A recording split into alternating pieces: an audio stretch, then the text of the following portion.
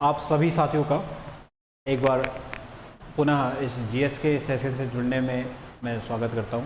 पिछले वीडियो में हमने देखा था कि किस तरीके से भारत के संविधान के निर्माण की ऐतिहासिक पृष्ठभूमि को हमने इसमें कवर कर लिया था कि किस तरीके से वहाँ पर हम कंपनी का शासन और ताज के शासन के द्वारा विभिन्न प्रकार के एक्ट, चार्टर एक्ट, चाहे वो सरकार भारत सरकार अधिनियम हो या चार्टर हो या रेगुलेटिंग एक्ट हो, उनमें हमने देखा था कि क्या क्या प्रोविजंस उसमें हैं, किस तरीके से सेपरेट इलेक्टोरल सिस्टम आ रहा, प्रांतों में द्वैत शासन, उत्तरदायी शासन, केंद्र में द्वैत शासन, उत्तरदायी शासन और भारत सरकार अधिनियम के द्वारा क्या क्या प्रावधान भारत के संविधान के निर्माण और संविधान सभा के निर्माण या संविधान सभा के गठन के लिए जो ऐतिहासिक घटनाक्रम था उनमें उनको कवर हमने उस वीडियो के माध्यम से किया।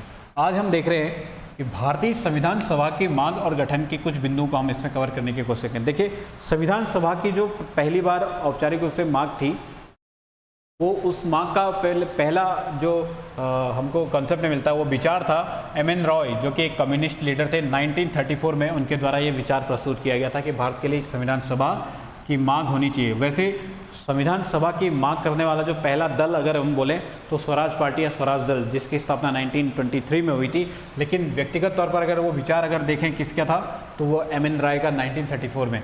गठन की जो ऑफिशियल मांग थी, संविधान सभा के गठन की जो ऑफिशियल मांग थी वो 1935 के गवर्नमेंट ऑफ इंडिया एक्ट के माध्यम से की गई थी, जिसको सैद्धांतिक रूप से स्वीकृति 1940 में अगस्त प्रस्ताव के माध्यम से दी थी। अगस्त प्रस्ताव ये वही प्रस्ताव जिसको लॉर्ड लेन लिथिको ने द्वितीय विश्व युद्ध में ब्रिटेन की सहभागिता, जो उसमें ब्रिटेन जब द्वितीय विश्व युद्ध में इंडल्ज रहता है तो भारत के लोगों को बिना बताए वो ये घोषणा करता है कि भारत जो होगा ब्रिटेन की तरफ से लड़ेगा, और भारत के लोगों को वो एक आश्वासन देने हेतु यहाँ पर एक सैद्धांतिक स्वीकृति लाता है अगस्त प्रस्ताव के नाम से, और वह ये जारी करता है कि भारत में संविधान सभा के गठन, भारत के लिए एक, भारत के लोगों के लिए या भारत के संविधान सभा का गठन किया जाएगा। अब फिर आता है हमारा 1946 में एक कैबिनेट मिशन।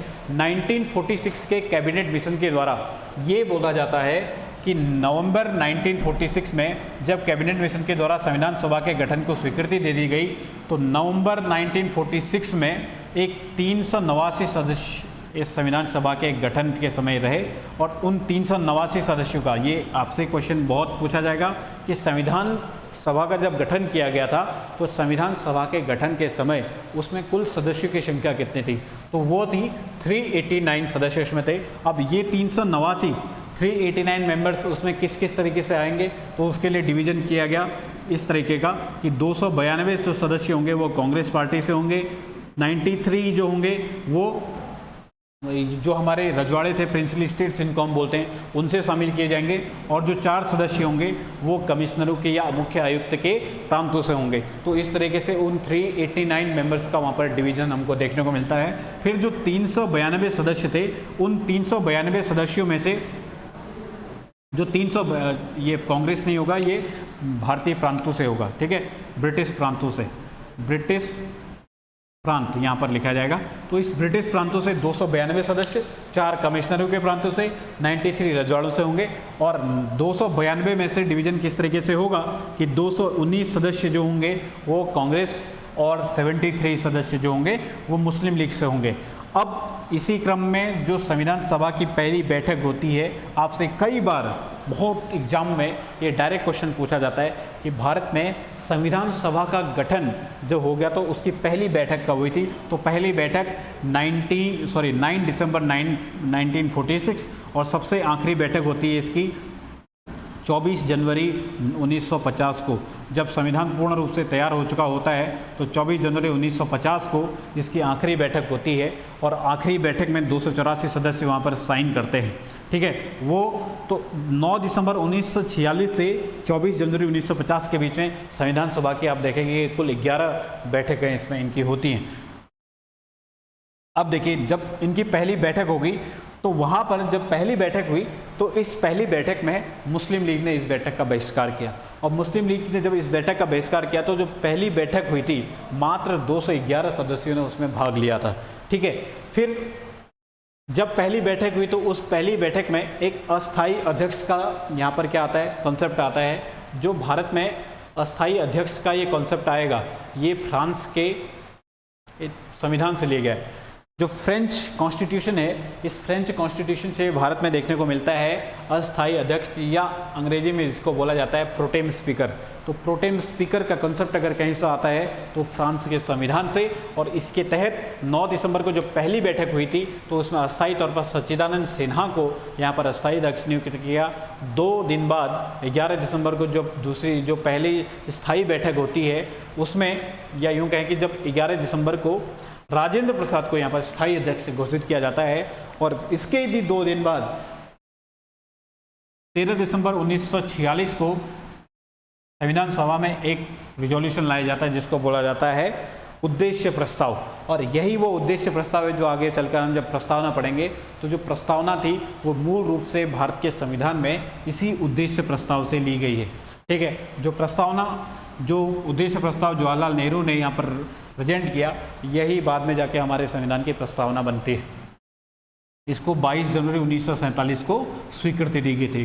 फिर 3 जून 1947 को हम पढ़ते हैं कि कैबिनेट मिशन के बाद जब भारत में कैबिनेट मिशन आता है तो उसके बाद क्लेमेंट एटली जो होते हैं वहाँ पे, जब ब्रिटेन में सत्ता परिवर्तन होता है तो क्लेमेंट एटली प्रधानमंत्री बनते हैं, और प्रधानमंत्री बन के यहाँ से वेवेल के स्थान पे, लॉर्ड वेवेल के स्थान पे माउंटबेटन को यहाँ पर भारत में भेजते हैं, और माउंटबेटन के द्वारा एक योजना प्रस्तुत की जाती है 3 जून 1947 को, क्योंकि भारत में क्लेमेंट एटली ऑलरेडी घोषणा कर चुके होते हैं फरवरी 1947 में कि जून 1948 में भारत को आज़ादी दे दी जाएगी। लेकिन 3 जून की योजना जो थी माउंटबेटन के द्वारा लाई जाती है, और इसमें भारत और पाकिस्तान 2 अलग राष्ट्रों को बनाने की जो मांग थी वो स्वीकार कर ली जाती है। अर्थात अगर यूँ कहें कि पाकिस्तान को बनाने की पहली बार आधिकारिक मांग स्वीकार की गई थी तो 3 जून की योजना, या जिसको माउंटबेटन योजना के नाम से भी जाना जाता है, उसमें की गई थी। इसलिए इसमें मैंने लिखा कि ये योजना क्या रही थी,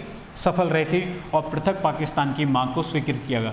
जब पृथक पाकिस्तान की मांग स्वीकृत कर ली गई तो मुस्लिम लीग के जो सदस्य थे वो पाकिस्तान में चले गए, या यूँ कहें कि मुस्लिम लीग के जो सदस्य थे वो संविधान सभा का अंग अब नहीं रहे। तो पृथक पाकिस्तान की मांग स्वीकार करने के बाद जो संविधान सभा का सिनेरियो है वो को इस तरह से रहता है कि पहले तो उसमें टोटल सदस्य थे 389 टोटल मेंबर्स थे, जिसमें से ब्रिटिश प्रांतों से 296 मेंबर आने थे और 93 मेंबर्स रजवाड़ों से आने थे। लेकिन जैसे ही मुस्लिम लीग चली जाएगी तो 389 की जगह पर टोटल नंबर अब रह जाएगा 299। 296 जो टोटल ब्रिटिश प्रोविंसेस से मेंबर आने थे वो हो जाएंगे 229, और 93 मेंबर जो प्रिंसली स्टेट से आने थे वो हो जाएंगे 70। ठीक, आपसे डायरेक्ट क्वेश्चन पूछ सकता है कि मुस्लिम लीग के पृथक पाकिस्तान बनने के बाद जब मुस्लिम लीग संविधान सभा से अलग हो गई थी तो संविधान सभा में उसके बाद ब्रिटिश प्रांतों से कुल कितने सदस्य संविधान सभा में नेतृत्व कर रहे थे? तो आंसर है 299, और प्रिंसली स्टेट्स जो रजवाड़े थे उनमें से कितने सदस्य नेतृत्व कर रहे थे? तो आएगा 70। ठीक है, अब हम देखते हैं 26 नवंबर 1949 तक पहली संसद के रूप में ही संविधान सभा स्वतंत्र भारत की जो पहली संसद थी उसके रूप में कार्य करते हैं। क्यों? क्योंकि 26 नवंबर 1949 को ही संविधान जो हो गया था वो पारित हो गया था, लेकिन भारत तो आज़ाद 1947 में हो गया। तो भारत के 1947 में आज़ाद होने के बाद से 26 नवंबर 1949 तक कौन सी ऐसी सभा है या कौन सा ऐसा ऑर्गेनाइजेशन है जो यहाँ पर विधायिका का मतलब जो यहाँ पर संसद के रूप में काम कर रहा है? तो वो थी स्वतंत्र भारत की अगर पहली संसद बोलें तो वो कौन थी? संविधान सभा ही। अब देखो, संविधान सभा के 2 कार्य हैं। एक तो उसने भारत में विधायिका या विधानमंडल या जो विधायी संबंधी कार्य हैं वो देखने हैं। दूसरा, उसने भारत के लिए संविधान सभा का गठन इसलिए किया गया कि संविधान का निर्माण करे। तो एक तरफ उसने संविधान को भी देखना है, दूसरी तरफ उसने भारत के विधानमंडल या भारत के लिए अपना यूँ कहें कि भारत की संसद के रूप में भारत के लिए कानून वगैरह इसका प्रावधान भी देखना है। तो जब संविधान सभा संविधान के निर्माण के लिए बैठकें करती थी तब जाके उसकी अध्यक्षता अगर कोई करता था तो वो थे डॉक्टर राजेंद्र प्रसाद। संविधान सभा की बैठकें जब संविधान के निर्माण के लिए हो रही हैं तब जाके संविधान सभा की जो अध्यक्षता होगी वो राजेंद्र प्रसाद करेंगे। लेकिन संविधान सभा जब विधानमंडल के रूप में बैठक कर रही है, जिसकी पहली बैठक विधानमंडल के रूप में 17 नवंबर 1947 को होती है। 17 नवंबर 1947 को जब संविधान सभा बैठ रही है, जिस दिन ये बैठक हो रही है, तो उस दिन वो विधानमंडल के रूप में कार्य करने के लिए बैठ रही है। आज़ाद भारत का विधानमंडल के रूप में, आज़ाद भारत के संसद के रूप में बैठने के लिए कार्य कर रही है, तो उस समय उसकी अध्यक्षता की थी जीवी मावलंकर ने। ये दो बहुत ही क्लियर पॉइंट आप याद रखिएगा, क्योंकि 47 में भारत आज़ाद हो गया, संविधान सभा का गठन 46 में किया गया है। अब भारत के लिए संविधान बनने की तैयारियां हैं। 2 वर्ष 11-18 दिन का समय आप लगता है, जैसे कि आपको पता है। तो जब संविधान सभा अपना संविधान के रिलेटेड कार्य करने के लिए बैठ रही है तो अध्यक्षता राजेंद्र प्रसाद कर रहे हैं। जब विधानमंडल के रूप में बैठने के लिए कार्य कर रही है तो उसकी अध्यक्षता जीवी मावलंकर कर रहे हैं। और विधानमंडल के रूप में बैठने की जो पहली बार अध्यक्षता की थी 17 नवंबर 1947 को। अब इसी बीच 22 जुलाई 1947 को भारत का जो राष्ट्रीय ध्वज है संविधान सभा के द्वारा उसे अपनाया गया। बहुत इंपॉर्टेंट क्वेश्चन, भारत का राष्ट्रीय ध्वज कब अपनाया गया था? 1947। ज़्यादातर लोग इसको 1950 के साथ कंफ्यूज होते हैं, वो सोचते हैं कि संविधान लागू हो गया, संविधान पारित हो गया, उसके बाद इसमें ये प्रोविज़न रहा होगा। लेकिन उससे पहले ही भारत का जो झंडा था, तिरंगा झंडा, उसको अपनाया गया 22 जुलाई 1947 को। और अन्य जो प्रतीक चिन्ह जैसे राष्ट्रगान हो गया, राष्ट्रगीत हो गया, और संविधान सभा की जो आखिरी बैठक वो हुई थी सारी की सारी 24 जनवरी 1950 को। याद रखिएगा 22 जुलाई 1947 इस दिन झंडा जो हमारा तिरंगा है उसको अपनाया गया, और राष्ट्रगान, राष्ट्रगीत, ये सारी चीज़ें 24 जनवरी 1950 को अपनाई गई। और जो संविधान बन के तैयार हुआ, जब संविधान सभा का गठन किया गया तो उसने संविधान बनाने के लिए जो टोटल टाइम लिया था 2 वर्ष 11 माह और 18 दिन। और ये इस तरीके से 26 नवंबर 1949 को 9 दिसंबर 1946 से 26 नवंबर 1949 तक 2 वर्ष 11 माह 18 दिन के टाइम पीरियड के बाद संविधान को क्या कर दिया जाता है, 26 नवंबर को पारित कर दिया जाता है। अब 26 नवंबर को जब संविधान बनकर तैयार हो गया तो चूँकि 1930 में हम एक घटनाक्रम देखते हैं कि लाहौर अधिवेशन 1929 जवाहरलाल नेहरू की अध्यक्षता में जब हुआ था उसमें पूर्ण स्वतंत्रता की मांग की गई थी। और दिसंबर 1929 में जो लाहौर में अधिवेशन हुआ था जिसकी अध्यक्षता जवाहरलाल नेहरू करते हैं, वो एक रिजोल्यूशन पास करते हैं, वहाँ पर बोलते हैं कि आने वाली 26 जनवरी 1930 को भारत अपना पहला स्वतंत्रता दिवस मनाएगा। और पहला स्वतंत्रता का जो झंडा था रावी नदी के तट पर जवाहरलाल नेहरू के नेतृत्व में ही गाड़ा गया था। तो उसी दिवस के याद में 26 नवंबर 1930 की याद में ही 26 नवंबर 1949 को संविधान को लागू इसलिए नहीं किया गया क्योंकि 26 जनवरी 1930 जो दिन था उसको मनाने के या उसी की याद में 26 जनवरी 1950 को संविधान को पूर्ण रूप से लागू कर दिया गया। और इस प्रकार हम देखते हैं कि 26 जनवरी 1950 को भारत के पास अपना एक संविधान बनकर तैयार होता है। एक कानून की एक पूरे के पूरा यूँ कहें कि एक जो भारत का नियामक है, लिखित रूप में जो संविधान है वो बन के तैयार होता है 26 जनवरी 1950 को। अब इस संविधान सभा को बनाने के लिए अलग अलग कमेटीज़ बनाई गई थी। कोई देख रही थी कि मौलिक अधिकारों से रिलेटेड, कोई देख रही थी सीमाओं से रिलेटेड समिति, कोई प्रारूप इसकी ड्राफ्टिंग कमेटी वगैरह। तो इन विभिन्न प्रकार की समितियां जितनी बनाई गई उन सब में सबसे प्रमुख समिति थी हमारी प्रारूप समिति या ड्राफ्टिंग कमेटी। तो उसमें से भी बहुत सारे क्वेश्चन पूछे जाते हैं कि संविधान सभा की जो ड्राफ्टिंग कमेटी थी उसके अध्यक्ष कौन थे, उसमें कुल कितने सदस्य थे, कौन से सदस्य को बाद में रिप्लेस किया गया, किस सदस्य की उसमें मृत्यु हो गई थी। इस तरीके से वहाँ पर वो सारी चीज़ें क्वेश्चन पूछता है। तो हम यही देखते हैं कि भारत में जो संविधान सभा है उसकी प्रारूप समिति में कौन कौन इसके सदस्य थे, ये हम इसमें देखने के लिए अब नेक्स्ट उसमें हम ये देखें। तो प्रारूप समिति जो थी उस प्रारूप समिति की तरह ही भारत की जो संविधान सभा थी उसने कुछ अलग अलग समितियां बनाई। जैसे संघ शक्ति समिति, इसकी अध्यक्षता जवाहरलाल नेहरू को सौंपी गई। फंडामेंटल राइट, बहुत इंपॉर्टेंट, मौलिक अधिकारों की समिति या अल्पसंख्यक मामलों की जो समिति थी उसके अध्यक्ष सरदार पटेल बनाए गए। जो प्रेस दीर्घा है, प्रेस से रिलेटेड चीज़ें, छपाई वगैरह, कोई चीज़ किसी को बाहर प्रेस में अगर छापने वगैरह, इन सब चीज़ों के मामले में जो अध्यक्ष थी वो थी उषा सेन। और सबसे इम्पोर्टेंट में से एक और प्रारूप समिति जिसके अध्यक्ष थे BR अम्बेडकर। प्रारूप समिति जो थी इसी को संविधान का एक ड्राफ्ट बनाने का जिम्मा सौंपा गया। और जब इसको ड्राफ्ट बनाने का जिम्मा सौंपा गया, इसके लिए जो गठन है सबसे ज़्यादा ये पूछा जाता है कि प्रारूप समिति का गठन कब किया गया था। 29 अगस्त 1947 को। 7 सदस्य इसमें थे। डॉक्टर BR अम्बेडकर इसके अध्यक्ष हुआ करते थे। ठीक है। तो संविधान सभा की जो प्रारूप समिति थी उसके अध्यक्ष कौन थे? तो B.R. अम्बेडकर इसके प्रारूप समिति के अध्यक्ष थे। उसके बाद आयंगर, कृष्ण स्वामी अय्यर, के.एम. मुंशी, सैयद मोहम्मद सादुल्ला, के.एन. माधवराव और टी.टी. कृष्णमाचारी, ये इनिशियली 7 मेंबर थे, जिसमें से एन माधवराव और टी.टी. कृष्णमाचारी के स्थान पर बाद में B.L. मित्र और D.P. खेतान, इनको इस समिति का सदस्य बनाया जाता है। और पहला ड्राफ्ट इनके द्वारा फरवरी 1948 में जो प्रस्तुत किया गया था और आखिरी बार 1948 नवंबर में इनके द्वारा आखिरी ड्राफ्ट तैयार किया गया, या प्रस्ताव जो उसका प्रारूप था वो संविधान सभा में पेश किया गया था।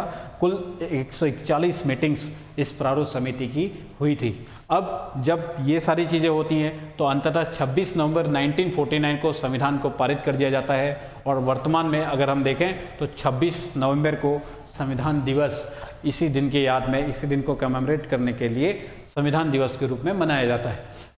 जब 26 नवंबर को संविधान पारित हो गया तो उसमें से कुछ प्रोविजंस जैसे नागरिकता, जैसे चुनाव, जैसे तदर्थ संसद वगैरह, ये आर्टिकल्स, अन्य भी आर्टिकल हैं, तो उन सबको 26 नवंबर से लागू कर दिया गया। जैसे नागरिकता हम देखेंगे 5 से 11 भाग 2 में नागरिकता है, तो उसमें 5 से आर्टिकल 11 के बीच में आर्टिकल 5, 6, 7, 8, 9 ये उसी दिन से लागू हो गए। कब से? 26 नवंबर 1949 से। क्वेश्चन बन सकता है कि जो नागरिकता थी, भारत के संविधान में नागरिकता का प्रावधान क्या संविधान के पूर्णतः लागू होने के बाद उसमें क्रियान्वयन हुआ, या उसका जो क्रियान्वयन था वो संविधान के पारित होने के दिन से ही माना गया? तो संविधान जो पारित हुआ था 26 नवंबर 1949 को, उस दिन से नागरिकता, चुनाव, तदर्थ संसद जैसे मामले लागू किए गए। शेष के साथ पूरे संविधान को पूर्णतः 26 जनवरी 1950 को लागू किया गया।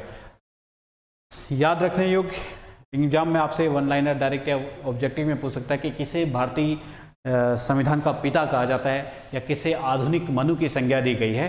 तो आंसर विल बी आपका B.R. अम्बेडकर। तो इस प्रकार से जो भारतीय संविधान का इतिहास है, भारतीय संविधान की पृष्ठभूमि, ऐतिहासिक पृष्ठभूमि है, उसमें हम देखते हैं कि किस तरीके से ये लागू हुआ था। ठीक है।